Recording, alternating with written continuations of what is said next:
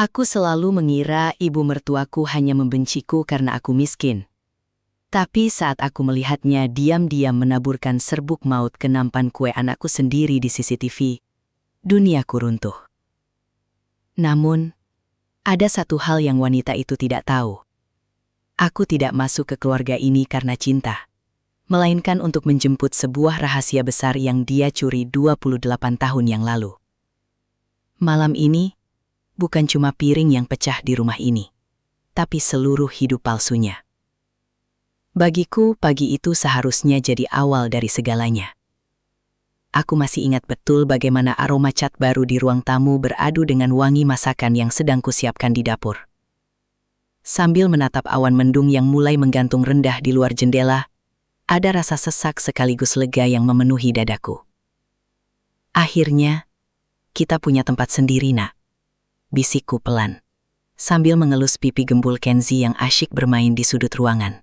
Rasanya seperti baru kemarin aku harus menahan tangis setiap kali mendengar sindiran di rumah lama. Tapi hari ini, di rumah ini, aku ingin mengubur semua trauma itu dalam-dalam.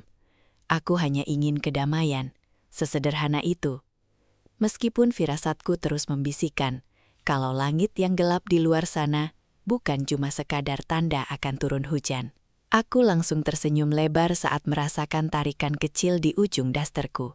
Dan benar saja, di sana Kenzi sudah berdiri dengan wajah yang berbinar-binar cerah. Tangan mungilnya yang masih agak belepotan tepung itu memegang erat sebuah piring kecil berisi kue-kue tradisional yang sejak tadi pagi kami hias bersama di meja dapur. "Ibu, lihat, Kenzi kasih bunga di atasnya, biar cantik. Nanti nenek pasti suka kan kalau Kenzi kasih ini?" Tanyanya dengan suara cempreng yang penuh semangat.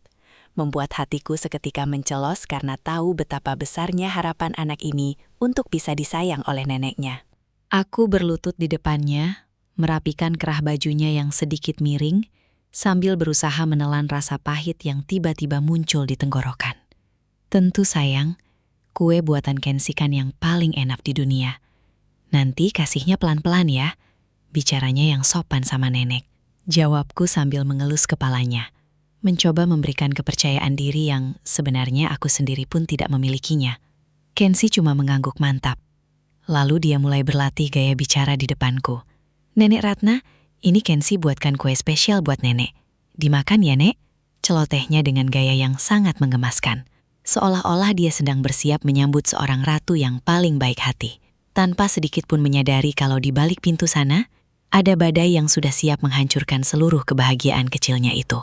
Aku cuma bisa menghela nafas panjang, menatap punggung kecilnya yang mulai berlari menuju pintu depan dengan penuh keceriaan, sambil terus berdoa dalam hati agar kali ini, hanya untuk kali ini saja, keajaiban itu datang dan membuat hati wanita itu luluh saat melihat ketulusan di mata anakku. Suasana ceria Kenzi mendadak senyap saat pintu depan terbuka dan sosok itu melangkah masuk dengan langkah kaki yang begitu berat dan angkuh. Ibu Ratna berdiri di sana, mengenakan pakaian sutra mewah yang seolah berteriak kalau dia berasal dari kasta yang berbeda dengan kami semua. Dia tidak menyapa, tidak juga tersenyum, matanya yang tajam langsung menyapu seisi ruangan dengan tatapan sinis, seolah-olah dia sedang memeriksa debu di sebuah gudang yang kumuh. Jadi, rumah hasil jerih payah anakku cuma sebatas ini, sempit dan pengap sekali. Gumamnya dengan nada suara yang sengaja dikeraskan, membuat beberapa kerabat yang duduk di ruang tamu langsung terdiam kaku. Aku berjalan mendekat, mencoba mencairkan suasana yang tiba-tiba membeku itu dengan sapaan sehangat mungkin. "Selamat datang, Bu.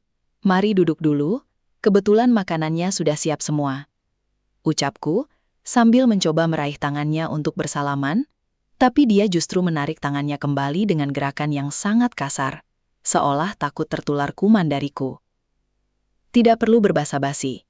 Aku kesini cuma karena menghargai undangan Abimanyu, bukan karena ingin menikmati suasana di tempat yang tidak jelas silsilahnya ini," ketusnya, sambil tetap berdiri tegak, memandang setiap sudut tembok, seakan-akan keberadaannya di sini adalah sebuah penghinaan besar bagi harga dirinya.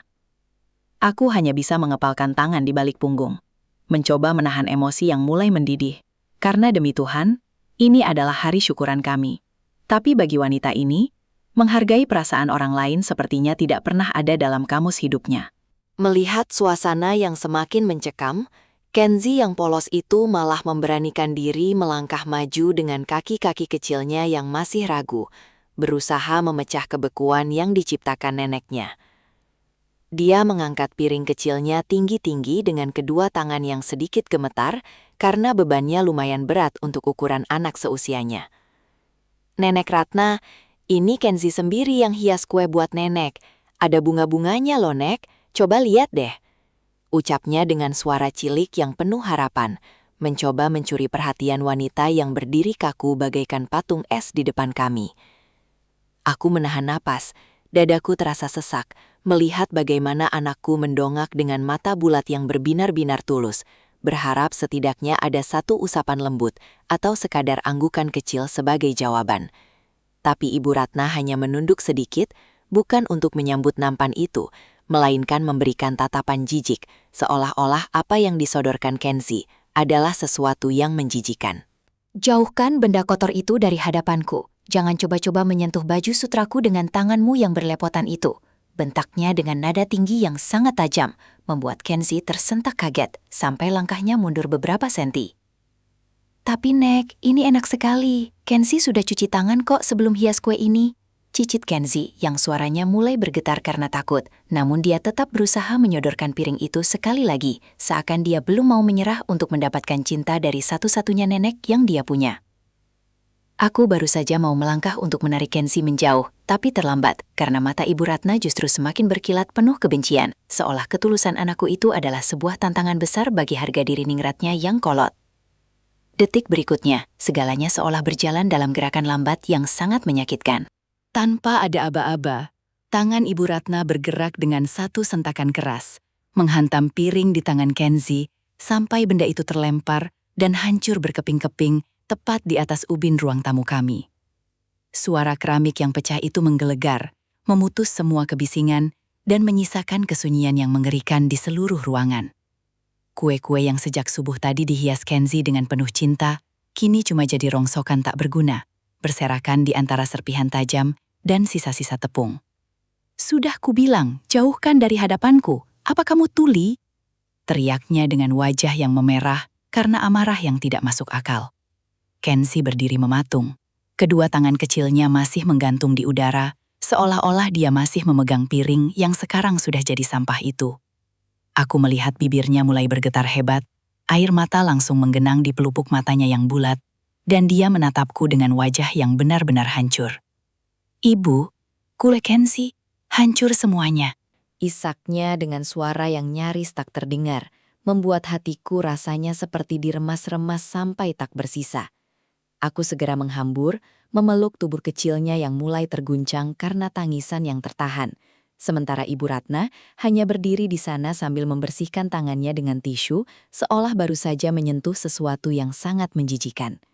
"Cuma piring murah saja, jangan berlebihan. Ajari anakmu itu untuk tidak jadi pengemis perhatian," ketusnya tanpa ada sedikit pun rasa bersalah di matanya, membuat darahku benar-benar mendidih sampai ke ubun-ubun melihat bagaimana dia dengan teganya menghancurkan hati seorang anak kecil di rumahnya sendiri.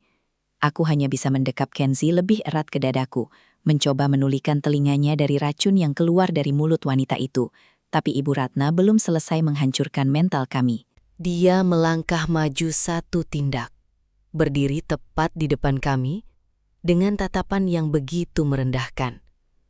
Seolah-olah kami ini hama yang mengotori ubin rumah kami sendiri.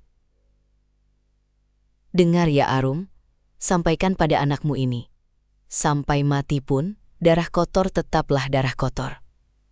Dia tidak akan pernah jadi bagian dari silsilah keluarga ningratku," ucapnya dengan nada dingin yang menusuk tulang, membuat tangis Kenzi pecah seketika di pelukanku.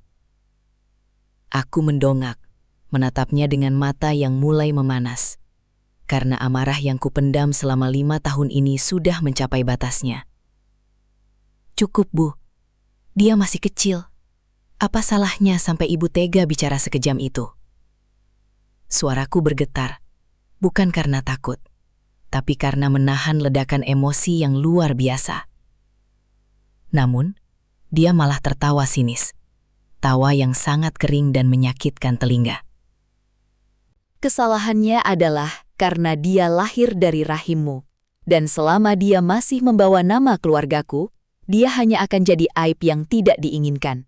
Jadi jangan pernah sekali-kali berani menyuruhnya memanggilku nenek lagi. Karena bagiku, dia sama sekali tidak ada. Bentaknya sekali lagi ke arah wajah Kenzi yang sekarang sudah basah kuyup oleh air mata.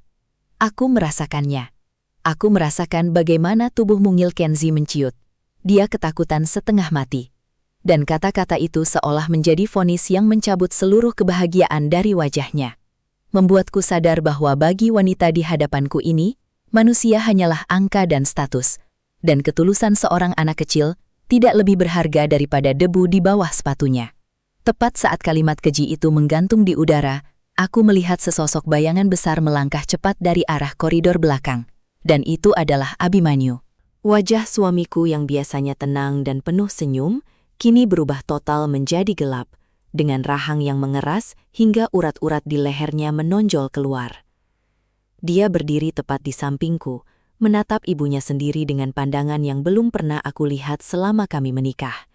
Sebuah pandangan yang penuh dengan kekecewaan mendalam dan amarah yang sudah mencapai titik didih. Cukup, Bu. Aku sudah diam selama bertahun-tahun melihat ibu merendahkan istriku. Tapi kalau ibu sudah berani menyakiti dan menghina anakku sendiri di depan mataku, aku tidak bisa tinggal diam lagi. Suaranya menggelegar, sangat berat dan berwibawa, hingga membuat seisi ruangan mendadak mencekam. Ibu Ratna sempat tersentak. Wajah angkuhnya sedikit goyah melihat putra kesayangannya membentak dengan nada setegas itu. Abimanyu, jaga bicaramu. Ibu hanya mengingatkan soal martabat keluarga kita agar tidak tercemar oleh mereka. Balasnya mencoba membela diri dengan sisa-sisa kesombongannya. Tapi Abimanyu justru tertawa pahit. Tawa yang terdengar sangat hancur di telingaku. Martabat? Ibu bicara soal martabat setelah memperlakukan cucu kandung ibu seperti sampah. Jika martabat yang ibu agungkan itu artinya harus menjadi manusia yang tidak punya hati nurani, maka aku tidak butuh martabat itu. Ucapnya sambil mengepalkan tangan kuat-kuat. Aku bisa merasakan bagaimana tangan Abimanyu yang gemetar karena emosi, kini beralih menyentuh bahuku, mencoba memberikan perlindungan terakhir bagi kami. Di detik itu aku sadar, Abimanyu telah mencapai batas akhirnya sebagai seorang anak. Dia tidak lagi berdiri sebagai pria yang bimbang, melainkan sebagai seorang ayah yang siap mempertaruhkan segalanya demi membela darah dagingnya dari kebengisan ibunya sendiri. Abimanyu menarik napas panjang, sebuah embusan napas yang terdengar seperti keputusan final yang paling berat dalam hidupnya.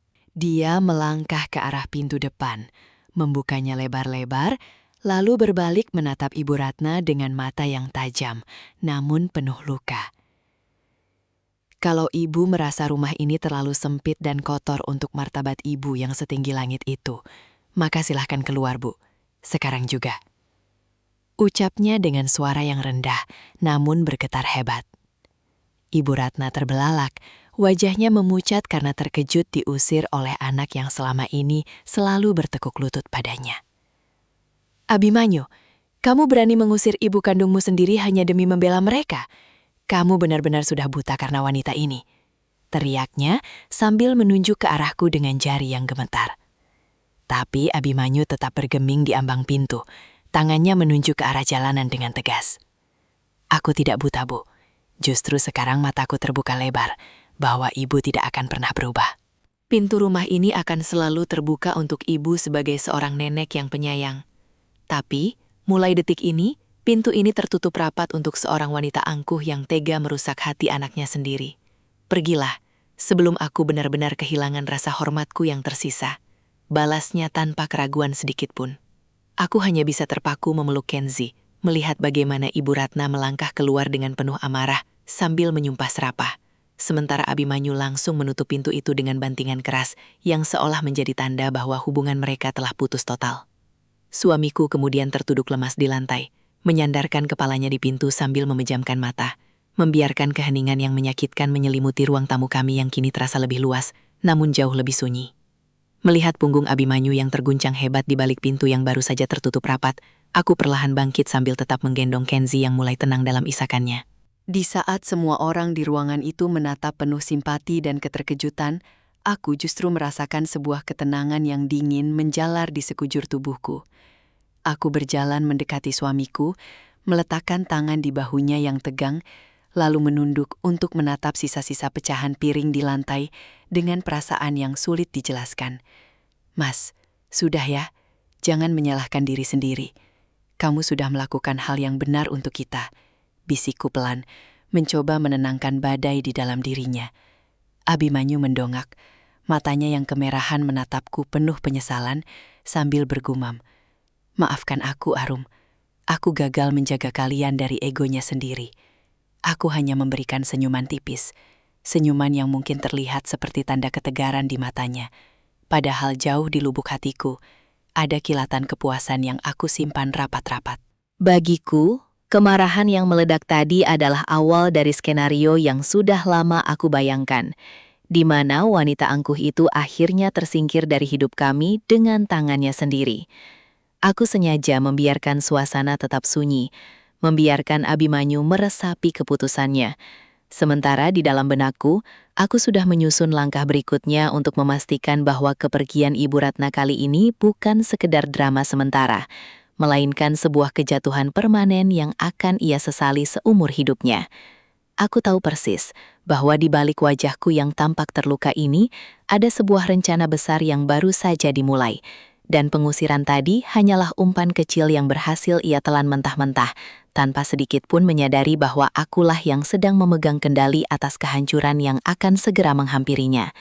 Namun, ketenangan dingin yang baru saja kurasakan seketika buyar saat tubuh Kenzi di gendonganku tiba-tiba menegang dan tangannya mencengkram bajuku dengan sangat kuat.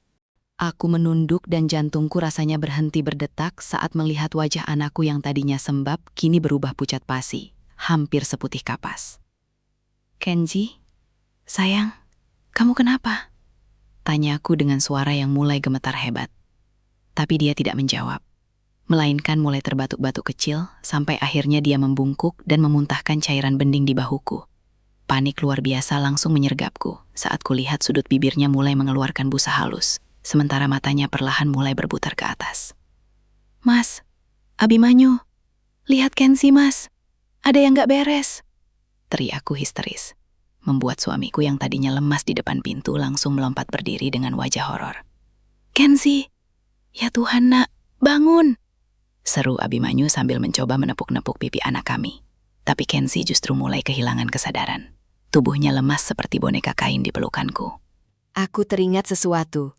Mataku liar menatap ke arah meja, di mana Kenzi tadi sempat mencuil sedikit bagian dari kue buatannya sendiri sebelum piring itu dirampas dan dihancurkan oleh neneknya.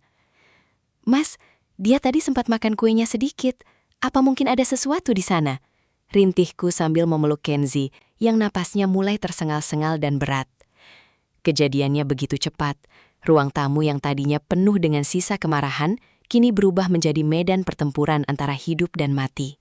Dan rasa takut yang belum pernah kurasakan sebelumnya mulai merayap naik, membuat seluruh persendianku lemas, sementara aku terus memanggil nama anakku yang semakin menjauh dari kesadarannya.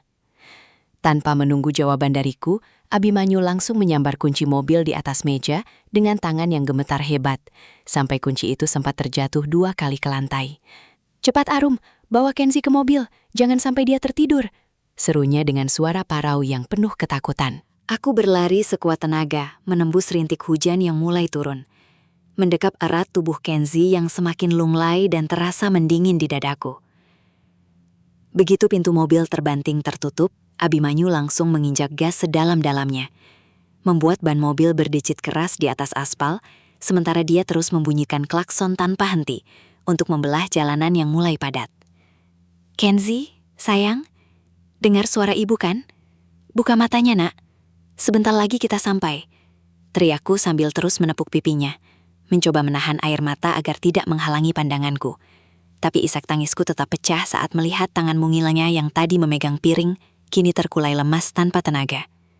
Abimanyu sesekali melirik ke arah kami melalui spion tengah dengan mata yang memerah karena marah sekaligus hancur. Mulutnya tak henti-hentinya bergumam, "Tahan, nak. Ayah di sini. Ayah nggak akan biarkan sesuatu terjadi sama kamu. Tolong bertahan demi ayah." Aku hanya bisa terus membisikkan doa di telinga Kenzi, mengabaikan detak jantungku yang rasanya mau meledak. Karena bagiku saat ini, setiap detik yang terbuang terasa seperti langkah kaki yang semakin dekat, menuju kegelapan yang paling aku takuti dalam hidupku. Begitu mobil berhenti dengan decitan kajam di depan lobi UGD, Abimanyu langsung menggendong Kenzi dan berlari masuk, sambil berteriak memanggil bantuan, membuat para perawat segera sigap membawa berangkar dorong. Aku terpaku di lorong yang sunyi dan berbau desinfektan tajam ini, menatap pintu putih besar yang perlahan tertutup, memisahkan aku dari anakku yang sedang berjuang di dalam sana.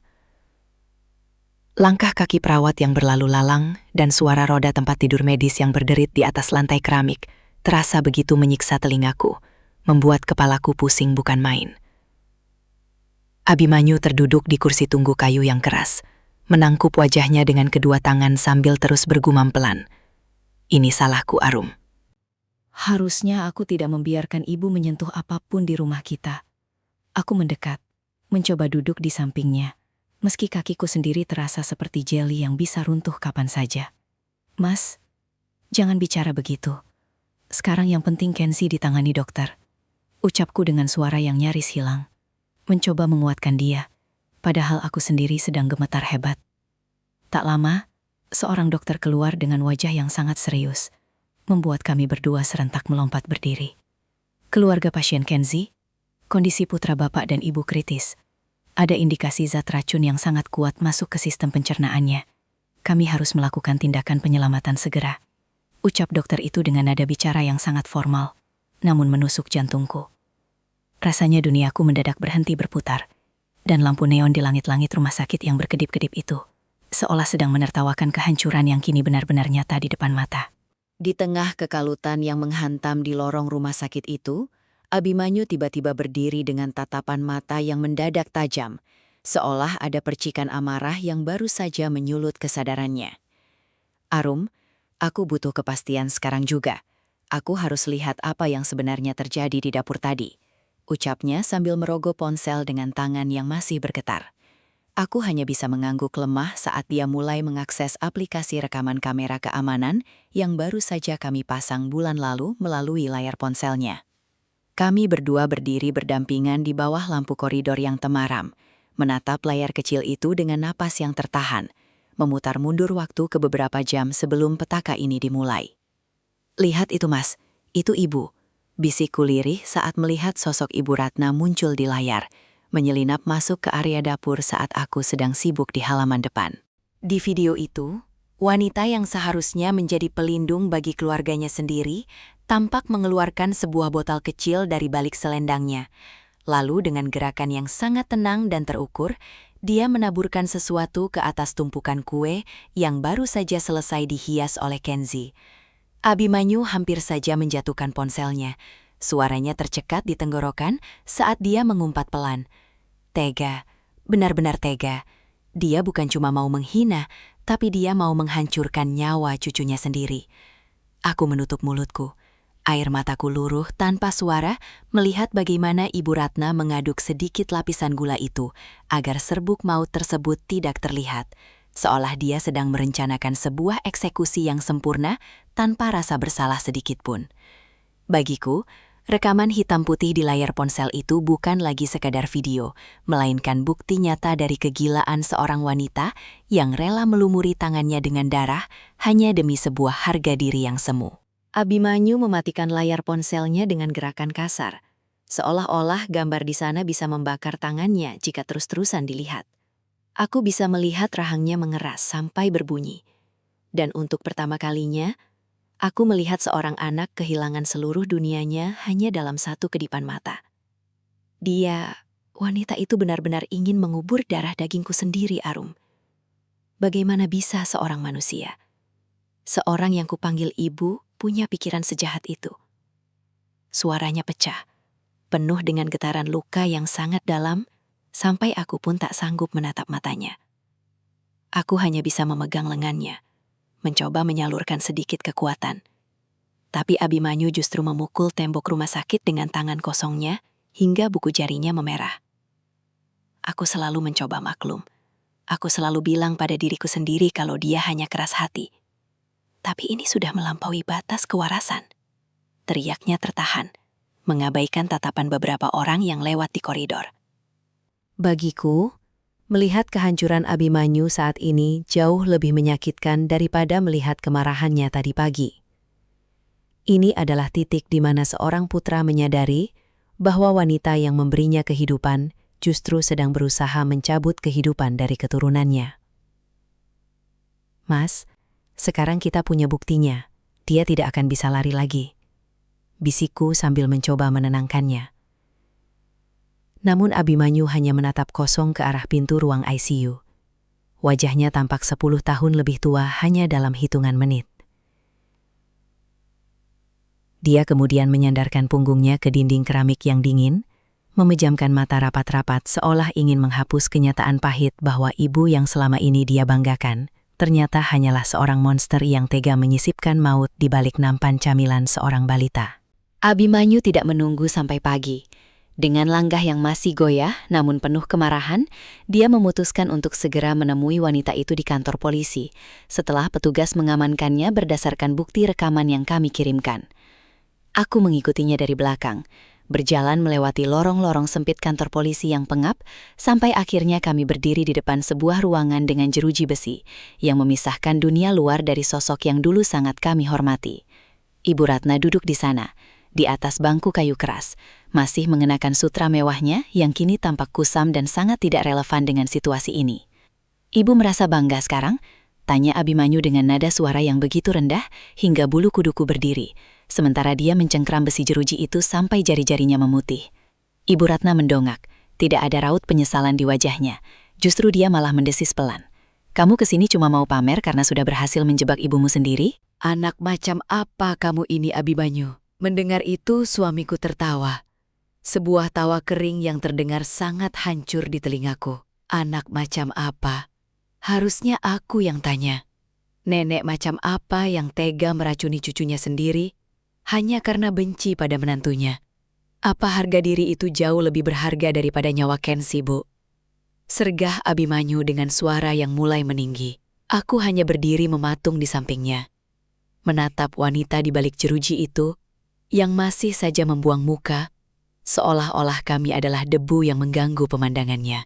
Bagiku, melihatnya berada di sana, di tempat yang seharusnya dihuni oleh para kriminal, adalah pemandangan yang sangat menyesakan, sekaligus memuaskan.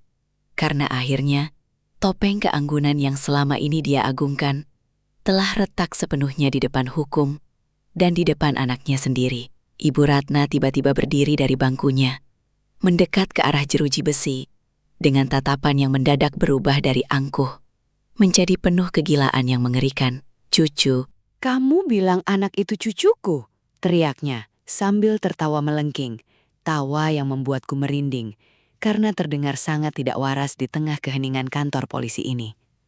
Abimanyu tertegun, rahangnya goyah saat wanita itu menunjukkan jarinya tepat ke arah wajahnya dengan sorot mata yang seolah ingin menelanjangi semua rahasia masa lalu. "Buka matamu, Abimanyu. Kamu itu cuma anak pungut yang aku ambil dari tangan seorang pelayan rendahan demi menutupi rasa maluku karena tidak bisa memberikan ahli waris untuk mendiang suamiku." Ucapnya dengan nada suara yang bergetar namun tajam, seolah setiap kata adalah pisau yang sengaja ia tancapkan ke jantung suamiku. Aku merasa duniaku seolah runtuh seketika. Jantungku berdegup kencang, melihat bagaimana Abimanyu mundur selangkah dengan wajah yang mendadak pucat pasi seperti mayat. Apa yang ibu bicarakan? Itu tidak mungkin. Ibu pasti berbohong hanya karena ingin menyakitiku, kan? Rintih Abimanyu dengan suara yang nyaris hilang. Tangannya meraba-raba dinding di belakangnya untuk mencari pegangan. Namun, Ibu Ratna justru semakin menekan. Wajahnya menempel pada besi jeruji sambil terus mendesis jahat. "Aku punya semua suratnya, semua bukti kalau kamu bukan darah dagingku.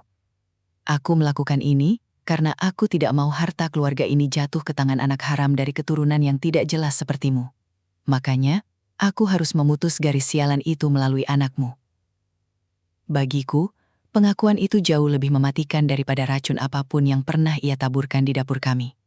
Karena dalam 1 detik saja, dia bukan hanya mencoba membunuh Kenzi, tapi dia juga baru saja menghancurkan seluruh identitas dan eksistensi pria yang selama ini sangat menyayanginya sebagai ibu kandung.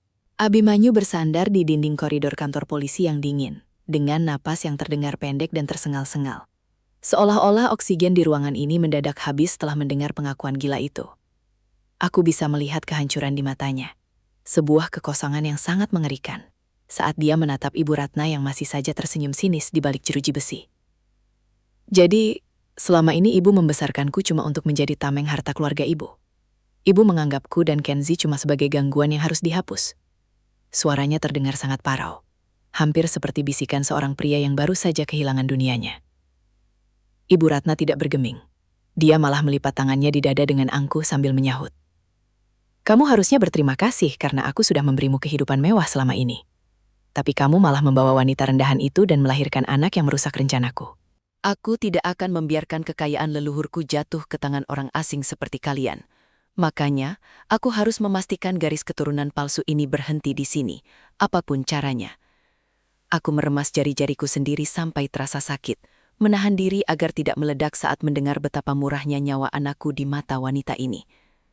Bagi ibu, kami cuma angka ya, cuma aset yang bisa ibu buang kalau sudah tidak berguna. Tanyaku dengan nada suara yang bergetar karena emosi yang meluap. Ibu Ratna melirikku dengan tatapan yang sangat tajam, lalu dia kembali menatap Abimanyu dan mendesis. Harta itu segalanya bagi keluarga Ningratku, dan aku tidak akan membiarkan seorang anak pelayan menguasainya hanya karena sebuah kesalahan di masa lalu. Aku hanya bisa membuang muka, merasa mual melihat bagaimana keserakahan telah mengubah seorang wanita menjadi monster yang kehilangan nurani. Sementara Abimanyu hanya bisa menunduk dalam diam, menyadari bahwa kasih sayang yang dia banggakan selama puluhan tahun ternyata hanyalah sebuah investasi gelap yang kini sedang berusaha dihancurkan oleh pemiliknya sendiri. Aku perlahan melangkah maju, memecah keheningan yang mencekam di depan jeruji itu, lalu berdiri tepat di samping Abimanyu yang masih terpaku lemas. Aku menyentuh lengannya, bukan untuk sekadar menenangkan, tapi untuk memberinya kekuatan baru yang jauh lebih besar dari rasa sakit yang baru saja ia dengar. Mas, angkat kepalamu. Jangan biarkan kata-kata wanita ini menghancurkanmu, karena ada sesuatu yang jauh lebih besar yang belum dia ketahui. Ucapku dengan nada suara yang sengaja kubuat tenang namun penuh penekanan. Aku beralih menatap Ibu Ratna, menatap matanya yang berkilat penuh kemenangan itu dengan senyuman yang sangat tipis. Senyuman yang biasanya kusimpan untuk musuh yang paling berbahaya. Ibu merasa sangat cerdas karena sudah menyimpan rahasia itu selama puluhan tahun kan? Ibu pikir dengan membeberkan status anak pungut Abimanyu, ibu bisa menang telap dan mengusir kami tanpa sisa. Tanyaku sambil melipat tangan di depan dada. Membuat Ibu Ratna sedikit mengernyitkan dahi karena kebingungan melihat reaksiku yang sama sekali tidak hancur. Apa maksudmu, Arum? Jangan coba-coba berlagak tegar di depanku setelah tahu identitas asli suamimu yang memalukan itu. Bentaknya dengan suara yang mulai goyah. Aku tertawa pelan, sebuah tawa yang merambat dingin di sepanjang koridor penjara ini. Lalu aku membisikkan sesuatu yang cukup keras untuk didengar oleh suamiku juga. Sebenarnya, aku sudah tahu segalanya sejak sebelum aku menerima pinangan Abimanyu. Aku tahu siapa ibu kandungnya. Aku tahu bagaimana ibu merampas bayi itu, dan aku tahu alasan kenapa ibu harus membusuk di balik jeruji ini sekarang. Bagiku, saat itu adalah momen di mana kartu as yang selama ini ku genggam erat mulai kulemparkan ke meja, mengubah statusku dari seorang menantu yang tertindas menjadi pemegang kebenaran tunggal yang akan menyeret semua kebohongannya ke dasar jurang yang paling dalam. Aku melangkah satu tindak lebih dekat ke jeruji, membiarkan cahaya lampu kantor polisi yang redup menyinari wajahku agar dia bisa melihat setiap garis keyakinan di sana. Ibu masih ingat pelayan muda yang ibu tendang keluar dari rumah besar itu 28 tahun yang lalu? Wanita yang ibu tuduh mencuri perhiasan hanya karena ibu butuh alasan untuk membuangnya setelah ibu berhasil merebut bayinya? Suaraku merendah, hampir seperti bisikan maut yang membuat Ibu Ratna seketika mematung dengan mata terbelalak. Aku bisa merasakan napas Abimanyu tertahan di sampingku. Tangannya yang tadi terkulai, kini mencengkeram lengan bajuku dengan sangat erat.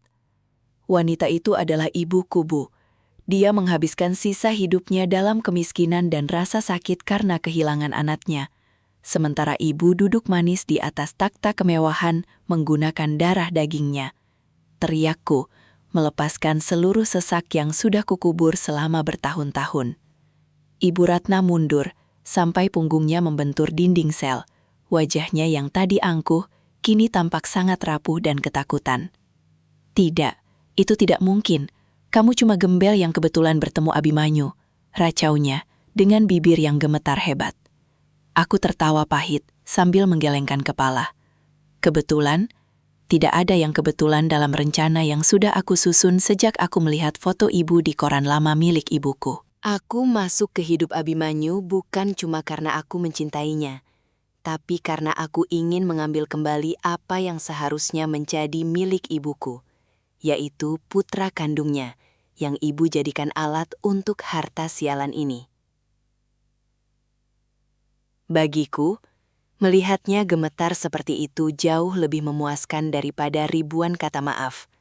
Karena sekarang, dia sadar bahwa pria yang dia sebut anak pungut itu sebenarnya adalah putra kandung dari wanita yang dulu ia hancurkan hidupnya. Dan ironisnya, akulah putri dari wanita yang sama, yang sekarang berdiri di depannya sebagai penghancur terakhir bagi kesombongannya.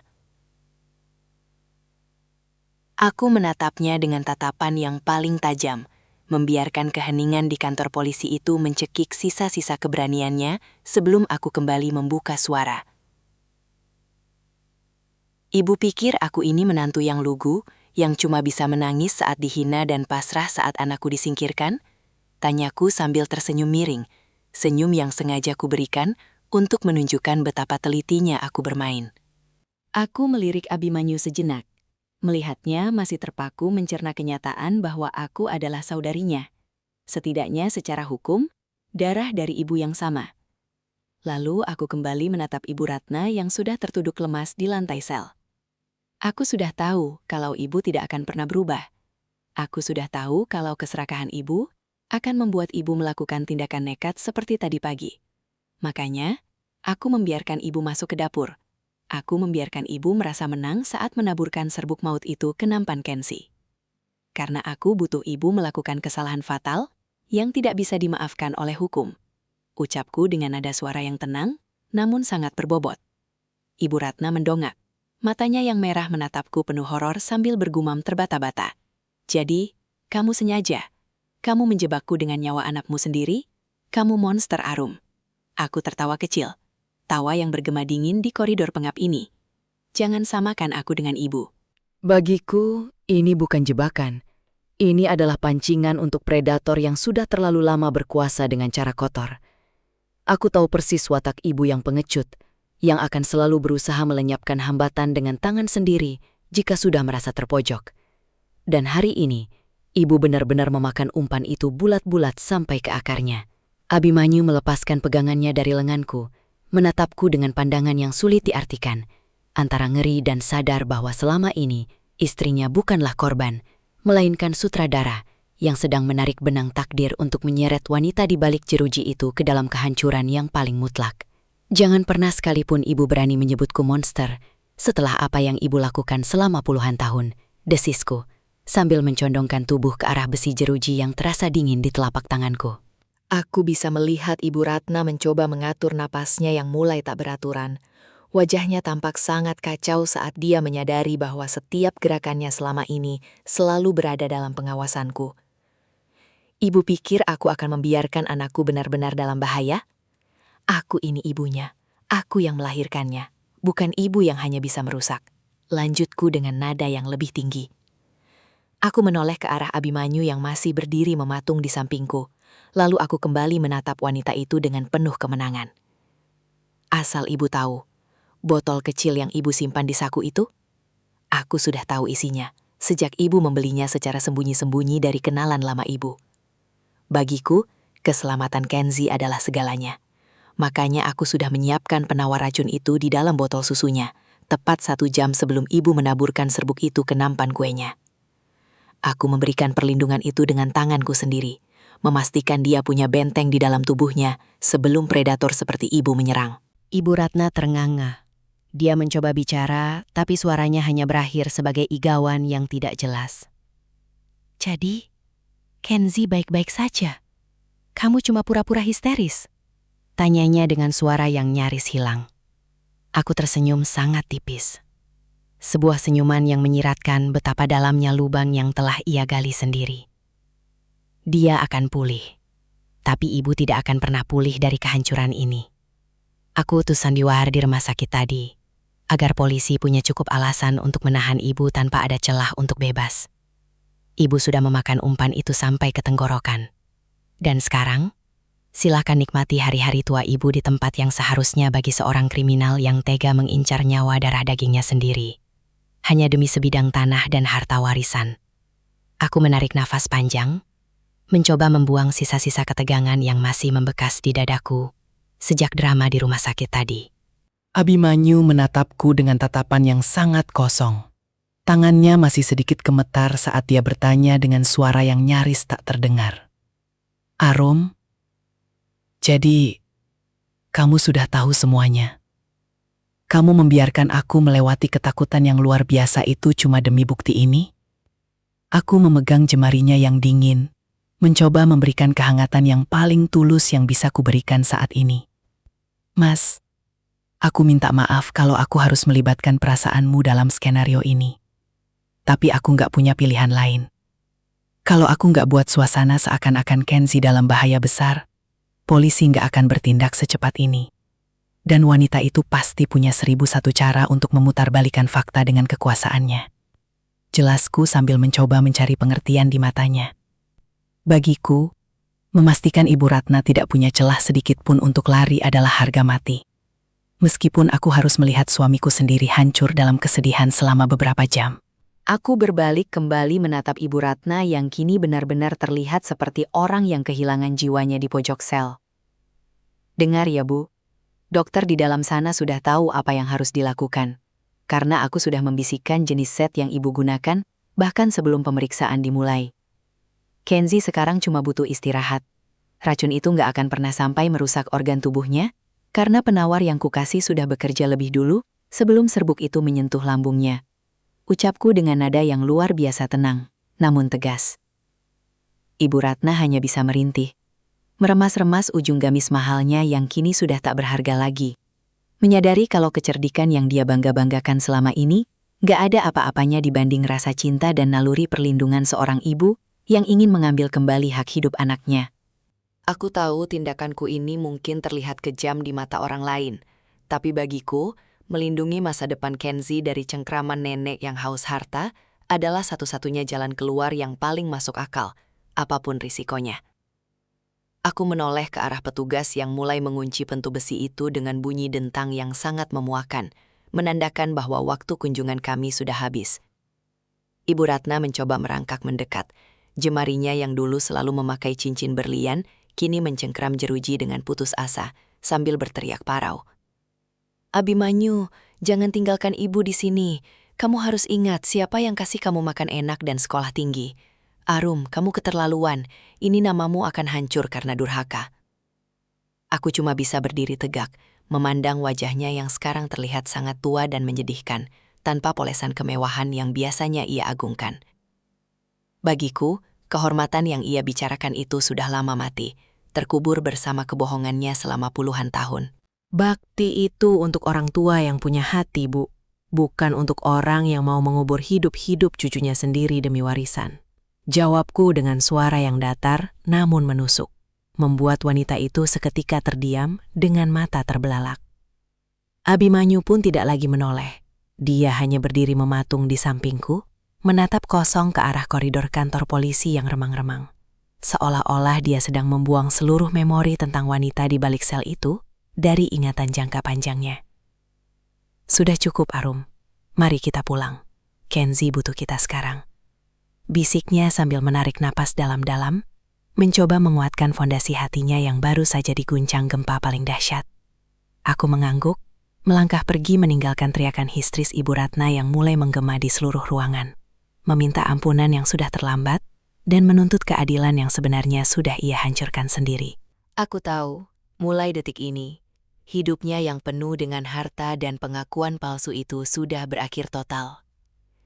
Dia akan menghabiskan hari-hari tuanya bukan di atas ranjang empuk rumah besarnya, melainkan di balik dinding beton yang dingin ini, merenungi setiap inci keserakahannya, yang justru menjadi jerat maut bagi kebebasannya sendiri. Kami melangkah keluar dari kantor polisi, membiarkan udara malam yang dingin menyapu sisa-sisa sesak yang menumpuk di paru-paru.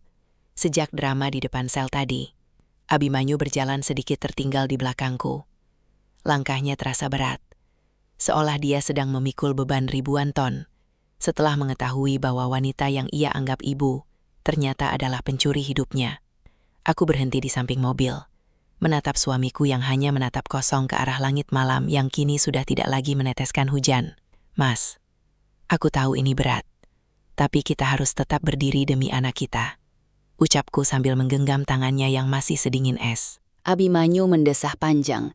Suaranya terdengar sangat parau saat dia bergumam. Ternyata selama ini aku cuma alat ya Arum. Aku cuma pion buat menjaga harta yang bahkan bukan milikku. Aku merasa seperti orang asing di tubuhku sendiri. Bagiku, melihat kekacauan di matanya adalah bagian tersulit dari rencana ini. Tapi aku segera menarik napas dalam dan menatapnya lurus. Kamu bukan alat buatku, Mas. Kamu suamiku, dan Kenzi butuh ayahnya yang kuat, bukan bayi yang dulu dirampas itu. Kita akan mulai semuanya dari nol, tanpa campur tangan dan tanpa bayang-bayang kebohongan wanita itu lagi. Balasku mencoba meyakinkannya. Abimanyu terdiam cukup lama, sebelum akhirnya dia mengangguk pelan dan berkata, "Kamu benar, bakti yang selama ini membutakanku sudah lunas dengan semua rasa sakit ini. Aku nggak akan lagi membiarkan dia atau siapapun merusak ketenangan kita. Sekarang, kita jemput Kenzi. Kita bawa dia pulang ke rumah yang sebenarnya." Aku tersenyum, merasakan sedikit kelegaan karena meskipun fondasi hidupnya baru saja hancur, dia memilih untuk membangun kembali segalanya bersamaku. Menyadari bahwa identitas sejati bukan datang dari siapa yang membesarkan kita dengan kepalsuan, melainkan dari siapa yang berdiri di samping kita saat badai paling hebat menerjang.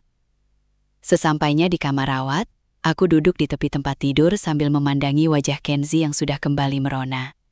Napasnya yang teratur seolah menjadi irama paling damai setelah badai yang baru saja kami lalui. Abimanyu berdiri di dekat jendela, menatap lampu-lampu kota yang berkelap-kelip dengan pandangan yang jauh lebih tenang. Meskipun aku tahu ada bagian dari dirinya yang telah mati malam ini. "Arum, lihat ya," bisik Abimanyu sambil mendekat dan mengelus jemari kecil anak kami. Dia nggak tahu kalau dunianya baru saja berubah. Dia cuma tahu kalau dia aman karena ada kita.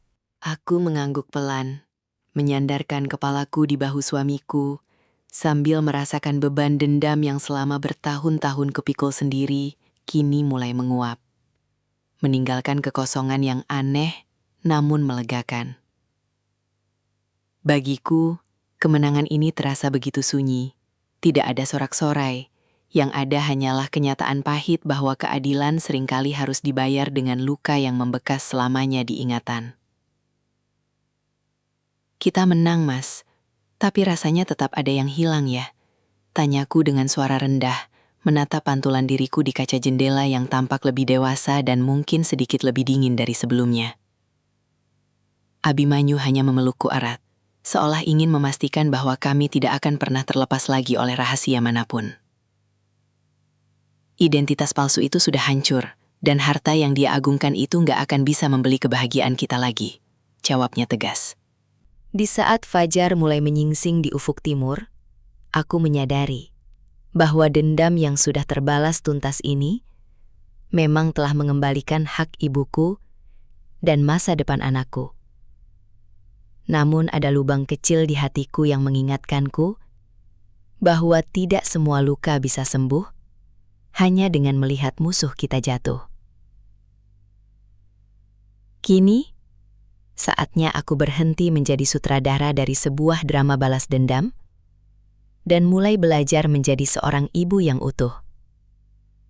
Karena di balik senyum Kenzi yang sebentar lagi akan menyambut pagi, aku tahu ada kehidupan baru yang harus kujaga, tanpa perlu lagi ada kebencian yang tersisa.